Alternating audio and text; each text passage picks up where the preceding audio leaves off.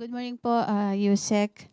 Ah, Kumusta na po si dating Pangulong Duterte? Minomonitor din po ba ng administrasyon yung kanyang sitwasyon sa The Hague at yung kanyang medical condition?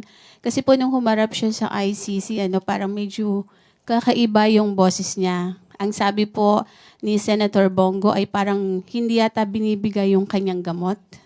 Mhm.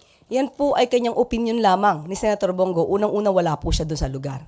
At nadinig po mismo natin sa ICC kay Judge Mutok na ang Pangulo po, ang dating Pangulo po, ay yun sa mga doktor na tumingin sa kanya ay nasa magandang kondisyon po. Mentally aware, mentally fit. At patuloy po rin na chinecheck ang kanyang kondisyon.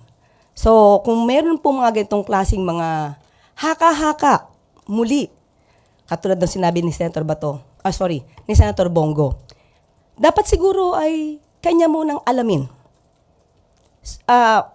Alamin ang katotohanan dito bago po magbigay ng baka hindi nabibigay ang kanya mga gamot. Tandaan po natin, ang ICC po, may mga doktor po sila naka-assign dyan. Ngayon, kung araw-araw po natin i-monitor, uli sasabihin natin, wala po kasing jurisdiction na ang Pilipinas kasi po ang dating Pangulong Duterte ay nasa kustodiya na po ng ICC. So sila na po talaga ang magbibigay ng maagarang pag-check up or mag-undergo po ang Pangulong Duterte sa check up po na ibibigay po ng ICC. Pero kung mayroon pong hihilingin, of course, ang dating Pangulong Duterte, maliban po sa kanya, kahit po yung mga victims ng EJK,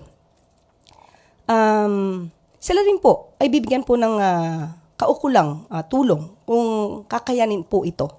At kung ito naman po ay hindi po palalabag ng anumang batas natin.